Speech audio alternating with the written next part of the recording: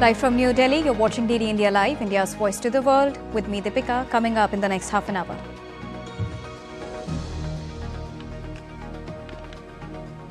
Indian Army Chief General Upendra Dwivedi addresses the media at annual press conference, says Operation Sindoor remains ongoing and a future misadventure will be resolutely responded to.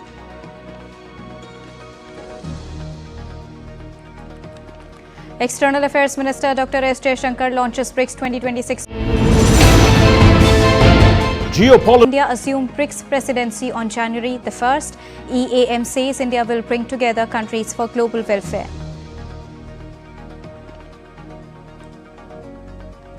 Foreign ministers of Denmark and Greenland to meet J.D. Vance and Marco Rubio on Wednesday amid President Donald Trump's push to take control of Greenland. And French farmers in Paris denounce Mercosur deal, says Europe is playing against us.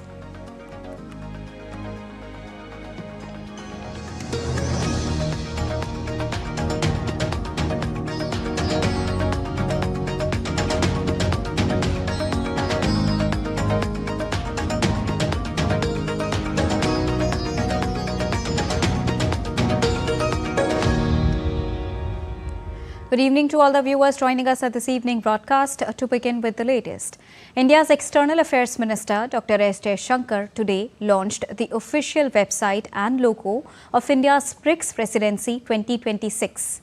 Addressing the event, the minister said that the logo has a picture of lotus with a namaste as the core element that depicts unity and diversity.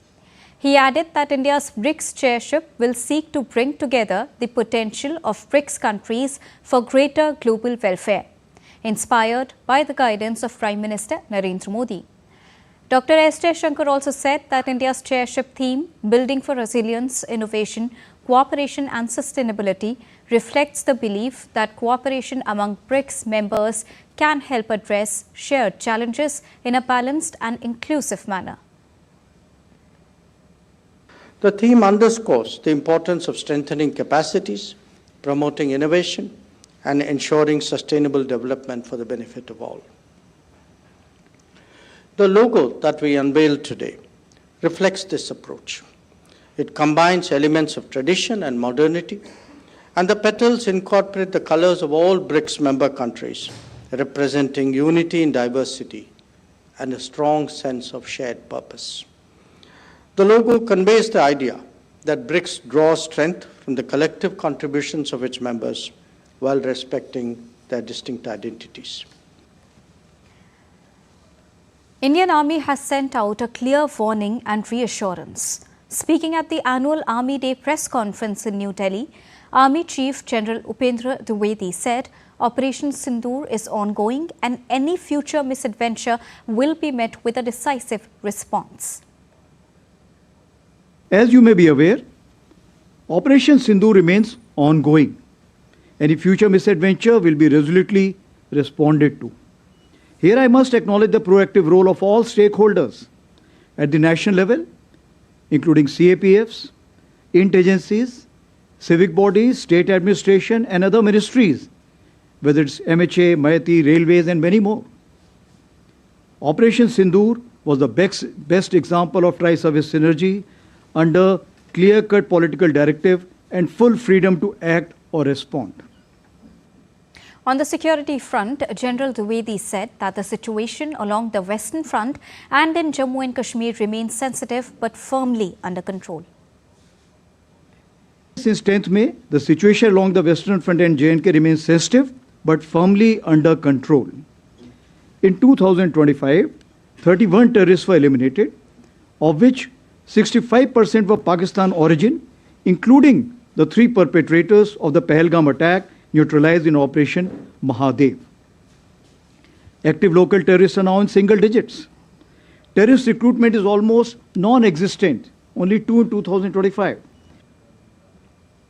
Army Chief flagged fresh concerns over drone sightings in Jammu and Kashmir, stating that Pakistan has been formally asked to rein in what India describes as a cross-border drone intrusions. जैसे 10 के आसपास तकरीबन 6 से 7 देखे गए थे, 11 और 12 तारीख को 2 से 3 देखे गए हैं. तो ये जो ड्रोन थे, ये मैं समझता हूँ कि डिफेंसिव ड्रोन थे, जो कि ये ऊपर आके देखना चाहते कि हमारे अगेंस्ट कोई कार्रवाई तो नहीं हो रही है। मैं ये मना नहीं कर रहा हूँ, हो सकता है कि वो ये भी देखना चाहें कि कोई कहीं गैप तो नहीं है, इंडियन आर्मी में कोई ढिलाई तो नहीं है, कोई गैप वो जहाँ से वो टेररिस्ट वहाँ से भेज सकें। तो मेरे ख्याल से उनको उसका नेगेटिव जवाब भी मिला होगा, उन्होंने देखा होगा कि आज की तारीख पे कोई ऐसी जगह नहीं है, कोई ऐसे गैप्स नहीं जहाँ से वो भेज सकें। लेकिन ये जरूर है, आज जो हमारी डीजीएमओ स्टॉक हुई है, उस स्टॉक में इसके बारे में जिक्र किया गया है और उनको बताया गया है कि ये हमें मंजूर नहीं है और कृपया करके इस पे लगाम लगाइए, ये उनको ये बता दिया गया है। German Chancellor Friedrich Merz is en route to Germany. During his 2-day visit to India, Prime Minister Modi hosted him for political talks in Ahmedabad on Monday, and there was a visit to Sabarmati Ashram as well. But of course, business is on everybody's mind first and foremost. Lars Holter is with Deutsche Welle and joins me from Berlin. Good evening, Lars. What are the reactions in Germany to Chancellor Merz's visit to India? Thanks for having me.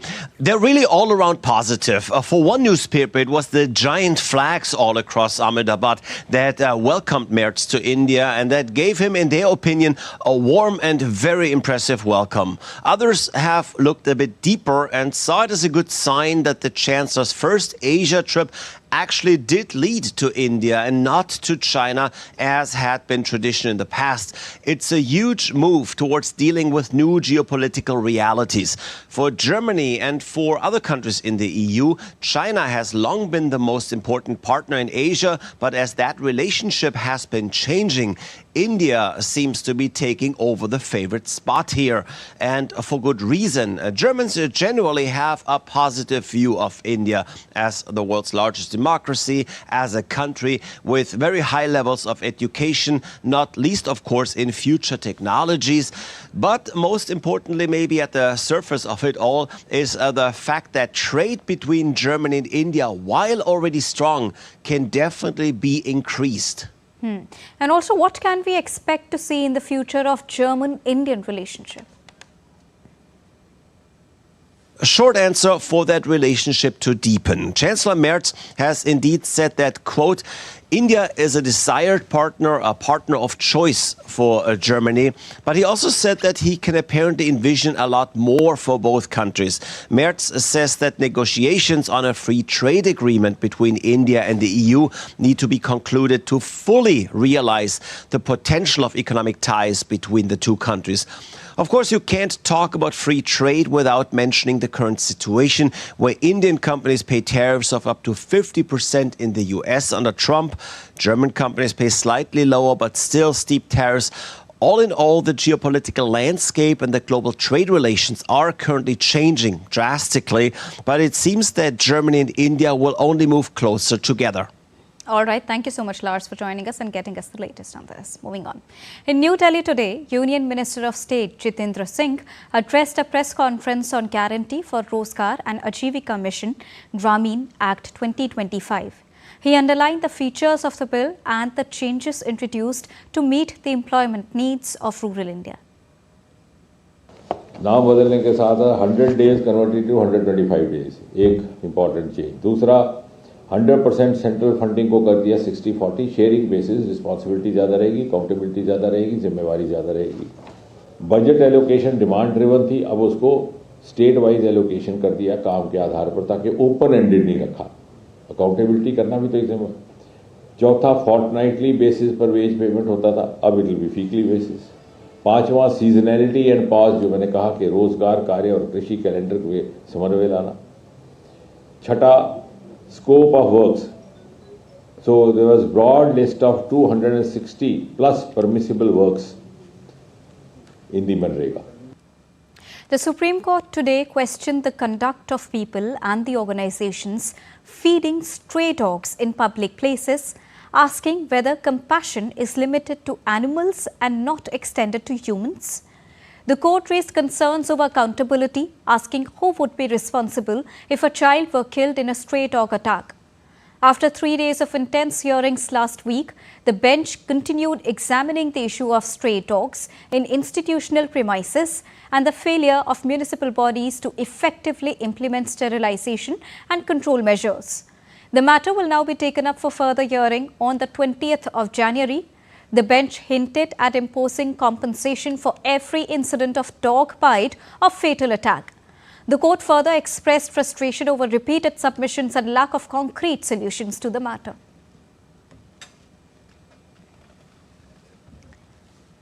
Iran's nationwide protests entered third week with hundreds reported dead and thousands arrested as President Donald Trump considers military and non-military options, and Tehran warns against US intervention.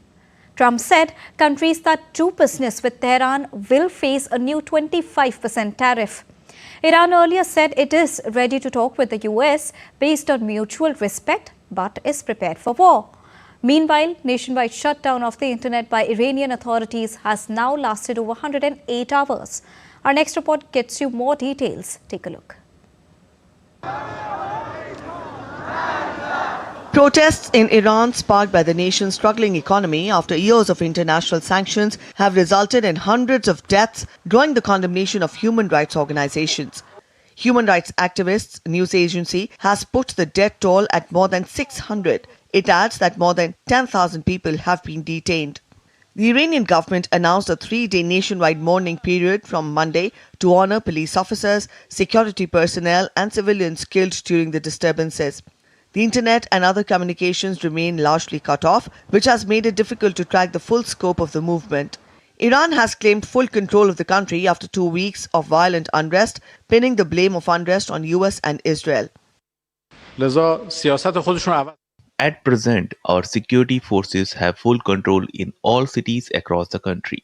There is also complete intelligence dominance. Highly valuable information has been obtained from terrorist elements inside the country and their contact abroad.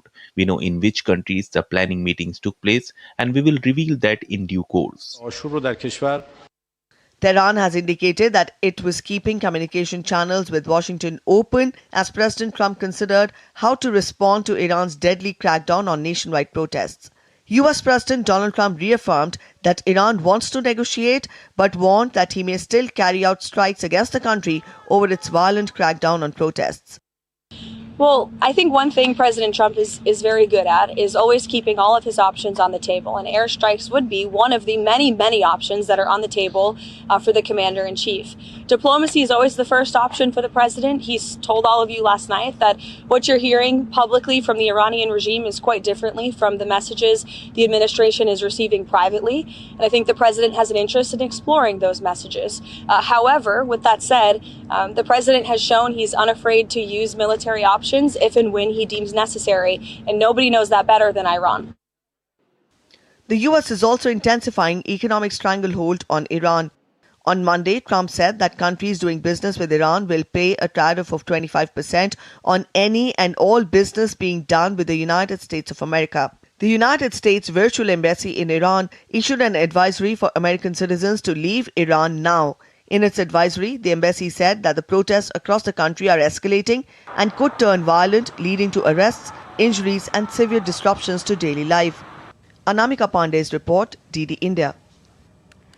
Foreign ministers of Denmark and Greenland will meet US Vice President J.D. Vance and Secretary of State Marco Rubio on Wednesday, the Danish foreign minister said, amid President Donald Trump's push to take control of the Arctic island. Danish Foreign Minister and Defence Minister on Tuesday attended a meeting of the Foreign Policy Council with Denmark's relationship with the US on the agenda. Trump has repeatedly said Washington must own Greenland to prevent Russia or China from occupying the strategically located and minerals-rich Arctic territory, adding that US military presence there is just not enough. French farmers drove hundreds of tractors into Paris on Tuesday, staging their second major protest in a week against the EU-Mercosur trade deal, which they say threatens local agriculture with cheaper imports from South America. The protests, led by the powerful farm union FNSEA, come amid months of farmer unrest in France and across the European Union over the proposed agreement and broader domestic grievances. Police estimated around 350 tractors joined Tuesday's demonstration, with convoys converging near the Arc de Triomphe and outside the French Parliament. Pressure on the French government has intensified after most EU member states approved the Mercosur deal on Friday despite France's opposition, prompting fresh political backlash and no confidence motions from opposition parties. Japan and South Korea aim to deepen security and economic ties to counter growing tensions in East Asia, their leaders said on Tuesday after a summit meeting in Japan. Japanese Prime Minister Sanae Takaichi and South Korean President Lee Jae-myung discussed industrial supply chains, AI, denuclearization of the Korean Peninsula, and cooperation with mutual allies.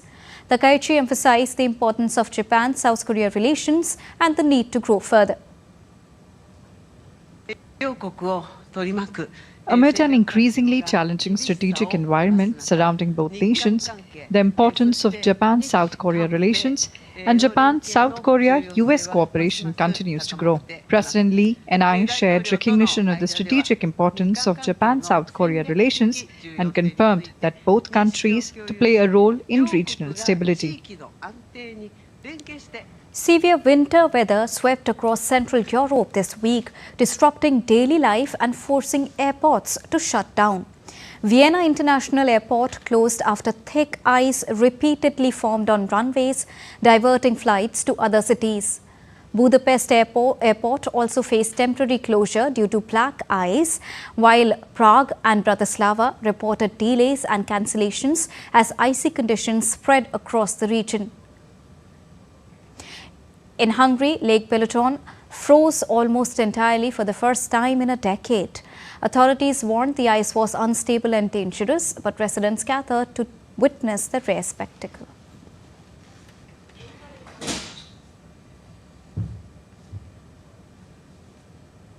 Let's now take a look at other stories making news around the world in brief. Four-legged robots made their debut in a military drill conducted by Japanese Ground Self-Defense Force 1st Airborne Brigade at Narashino Exercise Field, marking the first time the unit integrated unmanned ground vehicles into its annual New Year descent training. The quadrupedal unmanned group vehicle Vision 60 was developed by US company Ghost Robotics. Indonesia's President Prabowo Subianto reaffirmed his commitment to the $32 billion Nusantara capital project during his first overnight stay there as the head of the state. The new city, a legacy of former President Joko Widodo, is being built 1,200 kilometers from Jakarta on Borneo Island. Construction began in 2022 after pandemic delays, aiming to ease Jakarta's overcrowding and sinking challenges. Union Home and Cooperation Minister Amit Shah on Tuesday inaugurated and laid the foundation stone for various development projects worth 267 crore rupees in Manasa Municipal Council area of Gandhinagar. The launch of multiple local development works in Mansa Taluka generated enthusiasm among party workers and local residents. During his visit, Amit Shah also laid the foundation stone for Gujarat's first and India's second high-tech biosafety level 4 laboratory near the Animal Vaccine Institute in Sector 28. The advanced facility will enable research on highly infectious viruses and serious animal diseases, significantly boosting animal health research and vaccine development. Science और technology केवल R&D तक सीमित नहीं रहनी चाहिए, बल्कि ये राष्ट्र के समग्र विकास का एक आधार स्तंभ होना चाहिए।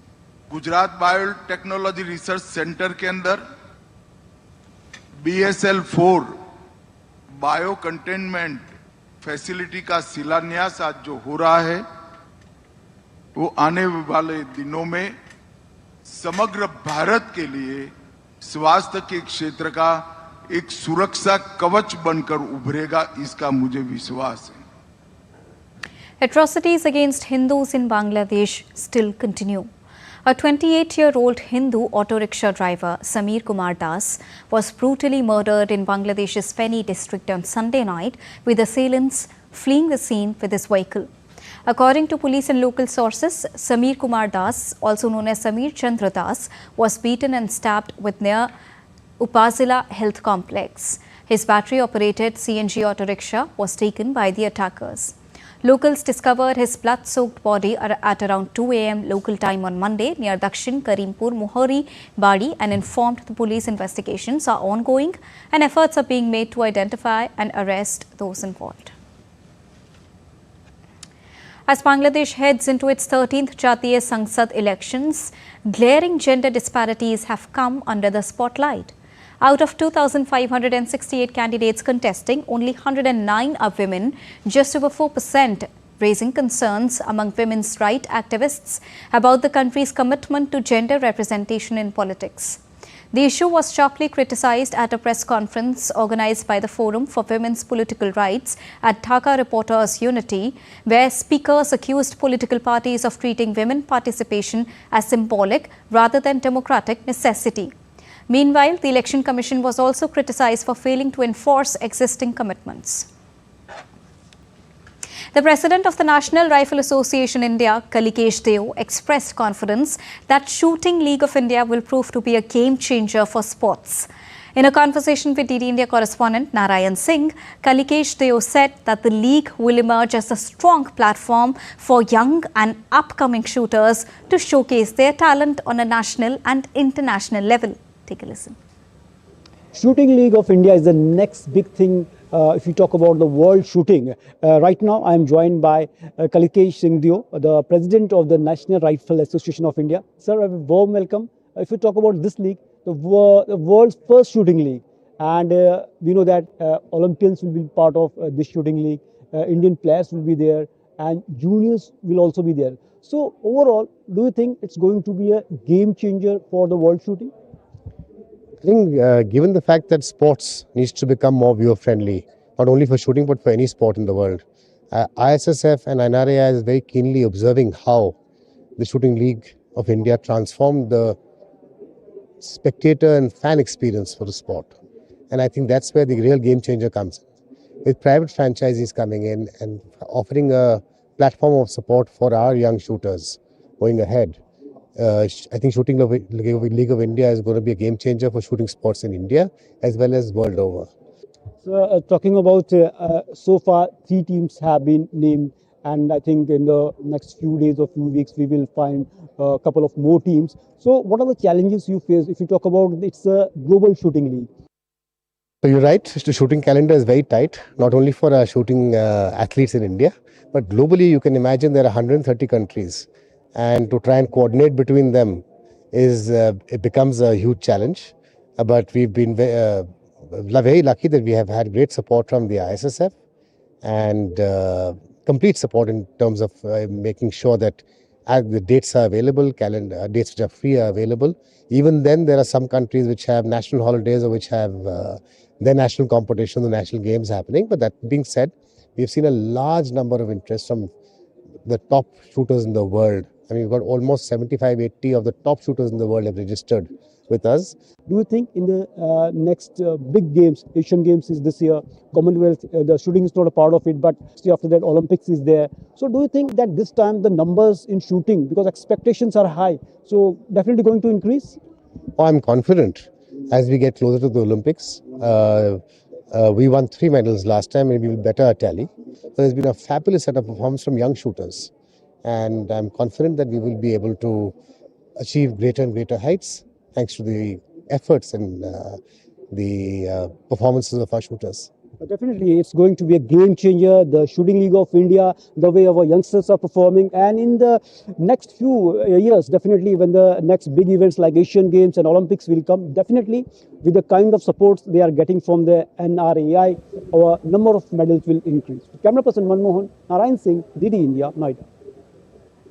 In tennis, Carlos Alcaraz held a practice session at Melbourne Park as he prepared for the Australian Open set to start on Sunday. The Spaniard has won all majors and just needs to lift the trophy in Melbourne to complete a career Grand Slam. He will face some tough competition as defending champion Jannik Sinner is chasing a 3-peat this year to add to his wins in 2024 and 25. The home favourite, Australian Alex de Minaur, also took the opportunity to get some practices as he chases his first ever major. And that's all for this edition of DD India Live. But do let us know your thoughts on the news of the day. For those on the go, you can get all the latest news and updates from India and across the world on the DD India mobile app. The app is available on both Android and iOS platforms. Scan the QR code to download it right now. We'll be back with more news as it breaks here on DD India. I'm Deepika, and from all of us here in New Delhi, thank you so much for watching DD India Live. Namaskar.